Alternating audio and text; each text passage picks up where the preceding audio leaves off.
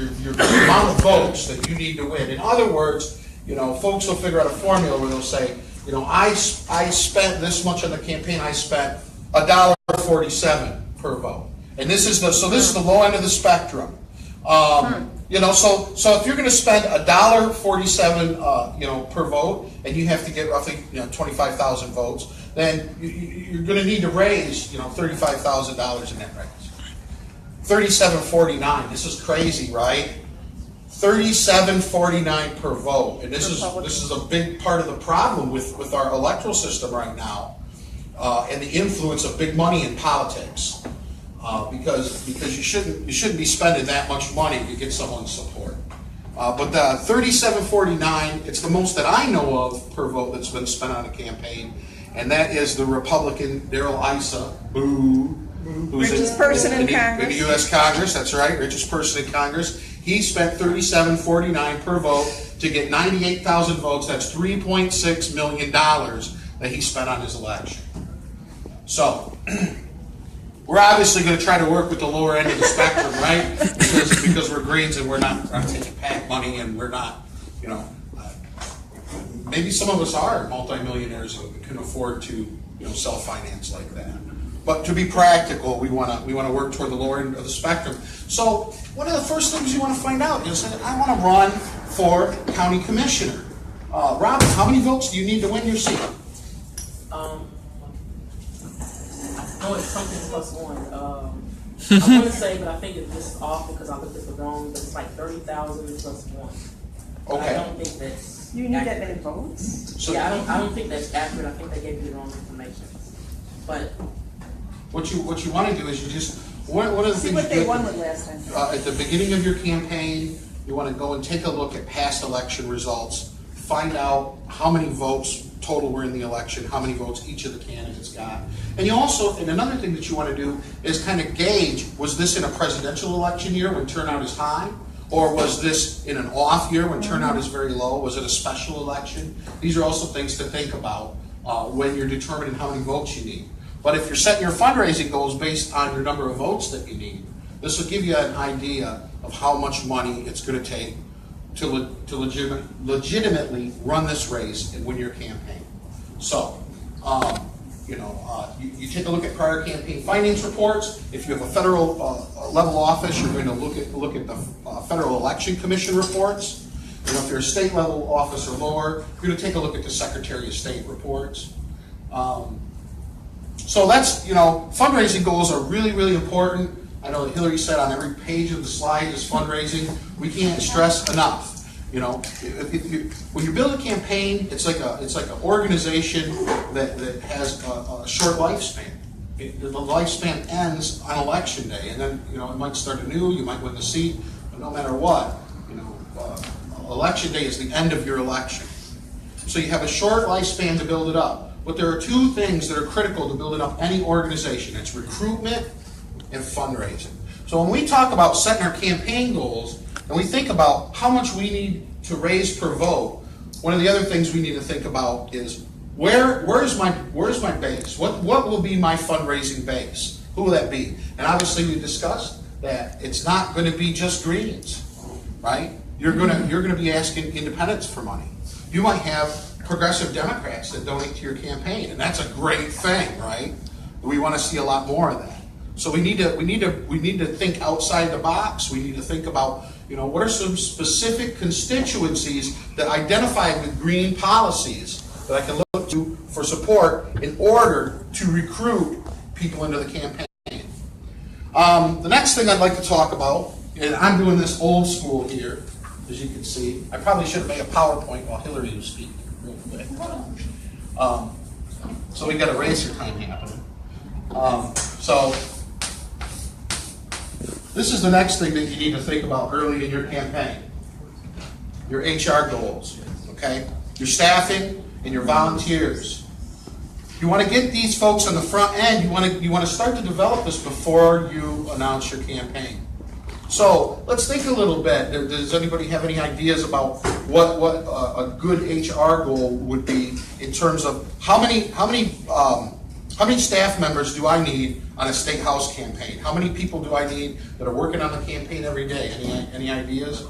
Well, Evans and Jimmy are working on one. Yeah, you'll definitely need a treasurer, strategist, communication director, Volunteer coordinator. volunteer coordinator. You need somebody to be in charge of canvassing, text banking, phone banking, and volunteers. Right. So we're talking about, when we talk about staff, obviously, a lot of our campaigns are smaller campaigns and we have less money, and so we don't have as many folks that get paid as Democrats and Republicans do. But we still have to think of these positions like their staff roles, like there's a responsibility that comes with being treasurer on a campaign, and that means, you know, you have to fulfill the duties of it, you have to deliver. So you should have a goal in your campaign of trying to fill these roles early. So early on, start thinking about, who am I going to tap to be my treasurer? You know, that's got to be somebody you really, really trust. And it's got to be somebody that's willing to take on the liability of being a treasurer, because that's the person in a campaign that could go to jail if they mess up. And Right. that was the first person Ahmad hired was the treasurer, and that's Jimmy. So thank you. If we plug into these roles early on, if we set the goals of, I need 20 people in specific roles on my state party campaign. If you know that early on, you're not just flailing when a lot of folks will announce and then they'll start to build their campaign, and you find out that you're under the gun. Yeah. So I can't stress enough. You set these goals before you announce. And then, volunteers. You want to set some pars for volunteers. So say we go, oh, geez, we're going to have to raise, $35,000. How many phone banking volunteers is it going to take to raise half of that? So we set a par, okay? So if we're looking at a race where we get to raise $35,000, and let's say that you announce like Seth Copperdale, and you were smart, and you said, I'm going to take a long time to campaign. I'm in this for the next 2 years. It's a serious campaign. Seth Copperdale's got to raise a lot more than $35,000. But if your number's $35,000 and you're getting into the game 2 years early, we want to make sure that we've got an adequate staff of phone bankers that are calling greens, that are calling other voters on the qualified voter file, and trying to see if we can qualify those voters as a potential donor. For example, the campaign that I'm working on right now, we have a U.S. Senate campaign. And so early on, we said, okay, we're going to have to call the QVF. We're going to have to literally pull the QVF. It's a little different in our state because we don't have registered greens. In Michigan, that's the qualified voter file, or that's the list of everyone who's registered to vote. So it's a little different for us. Here, folks register as greens, which is a great thing. Is a great thing because that gives you some data that we don't have. We have to go through and find out where our support is by calling through the QVF. However, like we said, all of your support's not going to come from greens. So you can still call through your voter file, but you're going to need to set a par of phone bankers in order to do that. So if you're trying to raise $35,000, maybe you want to get 20 phone bankers throughout your campaign to help you raise half of that, and make sure we train folks well too. So you want to set these HR goals early.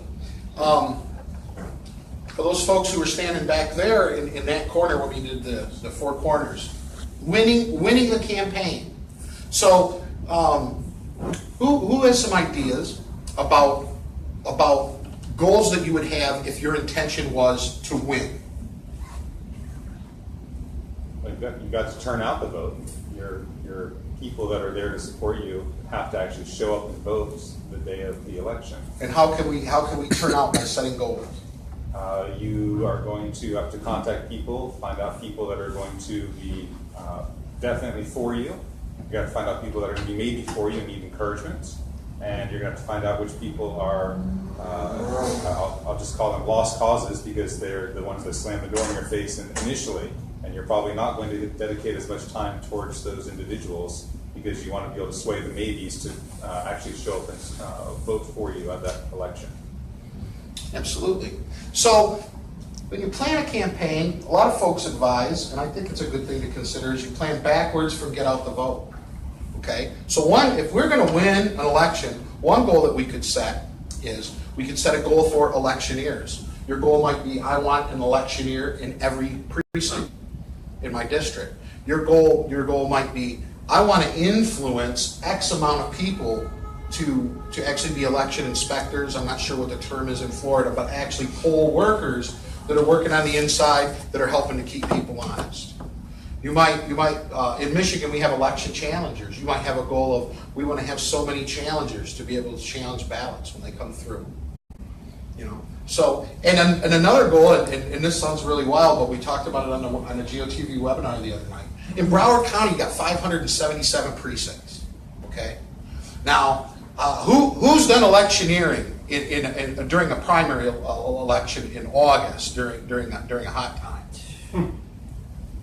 Right? A lot of us have been there. What's the one thing you need when you're out electioneering? Water. You need water. So Elijah should start to think about how can he make sure that all of his poll workers are going to get water, and how many folks is he going to have in positions in precincts? He's got 577. Imagine you have to take 577 water to 577 precincts.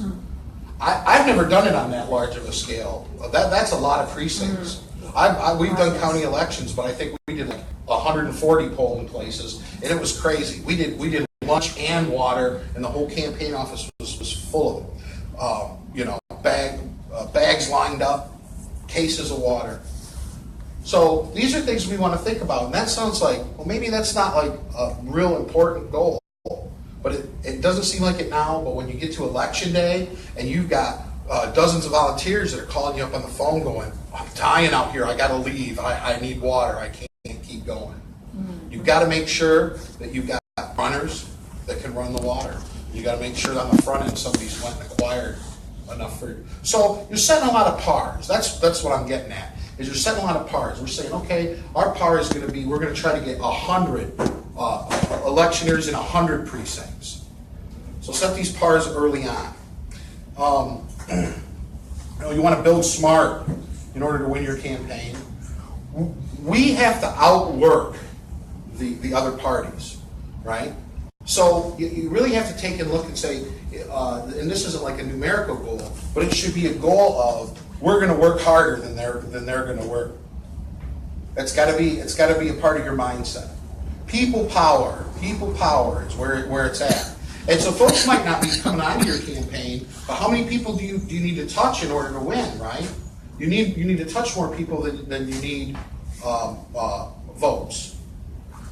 So if we're thinking about touching people, now we talk maybe 5 or 6 touches to a voter before they're persuaded to vote for you. So we think about things like, what are our goals for mailing lit? Are we going to do one lit piece? Will that be sufficient? Are we touching people in enough other ways? Is the campaign dynamic enough that you can get by with one mailer? Or do you need to do 5 mailers? And that's a lot of money when you need to do that. And that goes back to your fundraising goal. These are all things you need to think about.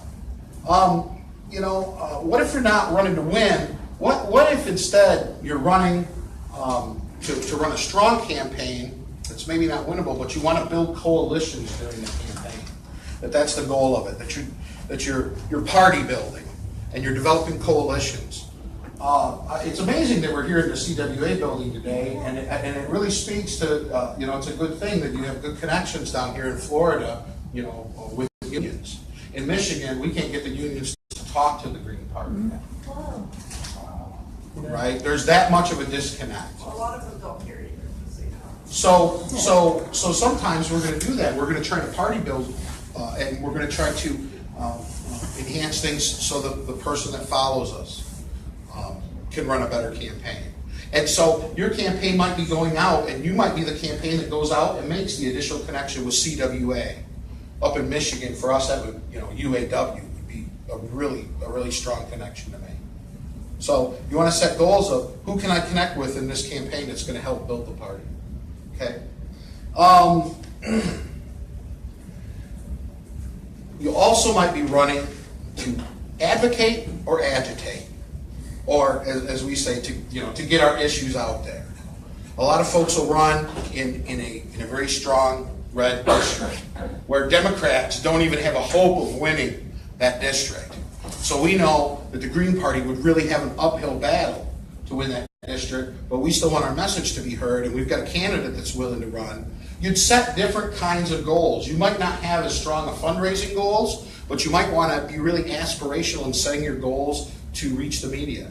You might say, hey, we want a minimum of a press release every business day so that we're connecting with the media. You might want to have a goal of we get into the debate, or we appear at X amount of fraternal functions. Well, these are all things that are important to consider. You know, running and standing, I can't emphasize it enough, you have really different goals. And the CCC at the national level, we shouldn't be targeting any campaign that's standing for office, right? We should be targeting the campaigns with the best chance to win. Your state party, when they're looking at who are they going to throw their volunteer support behind, who are they going to throw financial support behind, once again, you have two different things here, standing for office and running for office. And so you want to think about this. Is your goal going to be a targeted campaign? Do you want to be a targeted race? If you work really hard, you're going to be. You could be a targeted race for other reasons. You could be a targeted race because perhaps there's going to be some sort of national media spectacle around one of the other candidates in the race, and it's going to make it a very important race. So we need to think about that. Is becoming targeted a goal, or could we be targeted for another reason? Another good thing to think about is, coordinated campaigns are really a relatively new thing. And it's an idea that we're still developing in the Green Party. But when you're talking about people power and when you're talking about limited resources, a coordinated campaign is a great way to maximize the potential of your campaign. Because say you're running for county commissioner, and someone else is running for a Congress seat, and someone else is running for various levels of seats. If you coordinate the campaigns and everybody's passing out everybody else's literature and everybody else is then all the teams are working together for the whole slate. So that's a really important goal to have, is to try to become a coordinated campaign, to try to be working with the other campaigns to make sure that you broaden the impact of the campaign. One thing in terms of goals that I think is really important is that everyone on your campaign feels respected and appreciated for helping. We need a lot of volunteers. The average volunteer donates 8 hours per year to an organization. Shocked? What we call a super volunteer donates 40 hours a year to an organization. What we call insane is Erin Fox. I get up every morning and say, what can I do for the Green Party today? And hopefully a lot of other folks are doing that too, who have the ability to do that. So, we really want to make sure that we make it a goal to treat our volunteers well, to make sure that they're happy. And this goes back to recruiting. And I can't stress your recruiting goals enough. Okay, now how do we recruit? Any ideas for how you're recruiting your campaigns? Somebody give me some examples of what's a good method for You got to tap recruiting into all volunteers? kinds of networks. For instance, I'm on, obviously, for Ahmad, he tapped into his the first thing he tapped into was the Muslim community, because he has a huge support group there. Me and Tommy have been to meetings at the mosque, fundraisers at the mosque, and also he spoke at the big conference that they had. He spoke in front of 600 people. So he got It was one of those feasts,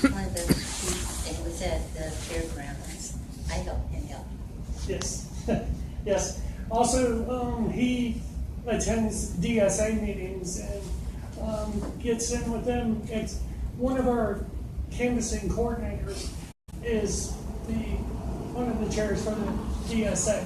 So we also have a couple of Democrats on our campaign committee, secretly, but they're still there.